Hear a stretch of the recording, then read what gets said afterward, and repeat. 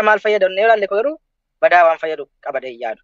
Gama kaaniin kanumaa wal qabsiisee amma paartileen siyaasaa kan qawwee fuudhanii mootummaa lolanis jiru, kan waajjira banatanii mootummaa morkatanis jiru, kan Ameerikaa abdatan jiru. Kanaaf Tiraamp filatamuun isaanii oduu gaarii miti jechuudha akka ammatti natti maartutti. An akkanatti mul'atutti gareen mormitootaas haa ta'u gareen meeshaa baatanii lolachaa jiran bilisummaa fi koozii siyaasaa kamiif lolachaa jiran biyya Itoophiyaa keessatti addatti Tiraamp dhufuu isaarraa waan argatan jira jedhee tarii yoo jiraate nama Tiraamp muudu Imbasii Ameerikaa kan Finfinnee jiru irratti nama akkamii akka inni muudutu murteessa ta'u. Lammaffaan immoo yoo special envoy office kan jennu kan amma Maayik Hamer geggeessu cufamuu fa'aa danda'a. Maanni hiikaan waajjira kanaa baajeta meeqatu ba'a? Baajeta miiliyoona meeqatu kanatti ba'a? For what reason?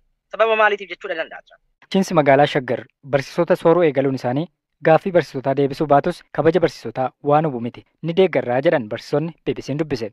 Tibbana bulchiinsi magaalaa Shaggar akkuma barattootaa barsiisotas sooruu eegaluusaa ibsee ture. Dhimma kanarratti namoonni mormuun kaan deeggaruun yaada kennaniiru. Hamilee fi maqaa barsiisotaa miidhaa kan jedhan akkuma jiran kaan jajaniiru. Barsiisonni dhimma kanarratti BBC'n dubbise akka dubbatamus baatu bakkeen itti eegale akka jiru garuu komiirraa qabanis dubbataniiru. Ammayyuu ittaanaatu dubbise. Yaanni keenya baranaa miti kan jalqabe amma barana waggaa 5ffaadha. Waan barataan argate amma argachaatuma turanii barsiisonni.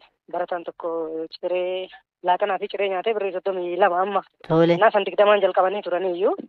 Kanaaf waan barataan argachaa ture san haa xiqqaatu haa guddatu jaruma faana walii gallee akka dirqamaatti osoo hin ta'in fedhiidhuma isaanii waldaan nyaataa sun waan ta'e barsiisadha hamma ta'e waa qopheessaatuma turan. Bifuma deeggarsaatiin wal deeggaraa turre malee wanni dirqamaa hin turre akka amma dhiyoo kana labsame kanaa miti nyaatichi gahaadha jechuu miti.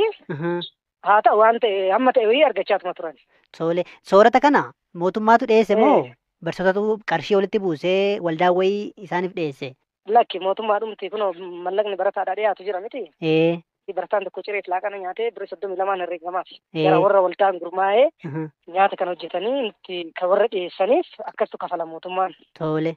Isuma keessaa jarri sun bifa deeggarsaatiin deeggaraa turan. Fakkeenyaaf guyyaatti meeqatu dhiyaata? Soorata hagamii argata barsiisaan?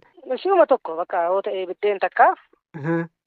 Daabboo yoo ta'e daabboo tokkoof shaayii tokko. Warra ganamaatii ciree yoo kennan warra waaree boodaati immoo laaqana dhiyaata. Mootummaan naannootti dubbatanii barsiisaa soora jirraa kennaa jirraa rakkoo barsiisaa gama nyaataatiin kan jirraa jedhanii taasaa turan. Inni kun immoo dhugaan isaa hin jiru. Mana barumsaa keessa jarri kun dirqama hin qaban homaa keessa beekannoodhumaan wal deeggarsaaf kennu malee warri waldaa kun dirqamaanii hamma kana silaa akkuma barataan si'a 2 nyaatu san barsiisanis si'a 2 nyaatu qaba. Fakkeenyaaf soorati barataa fi barsiisaaf qophaa'u tokkuma moo gargar? Tokko. Amma namoonni maal jedhu gaaffiin barsiisotaa baay'eedha. Dhimma maallaqaa dhimma miindaatu ka'a dhimmoonni garaagaraas jiru. Soorata qofti dhiyeessuun furmaata fidaayii warri jedhan jiru gama kaaniin immoo barsiisaanis beela'uun qabu warri jedhan jiru. Maali yaadi keessan dhimma kanarratti? Soorata dhiyeessuun fala dhumaati jedhee yaadu. Innumtuu immoo hin jiru soba inni miidiyaa irratti haasamuuf dhugaan jiru gargari walitti dhufu. Yeroo ammaa kana rakkoo hamaa keessa jiru keessattuu akka magaalaa nuti amma keessa jirru kanatti har'a kiraayii manaa xiqqaate qarshii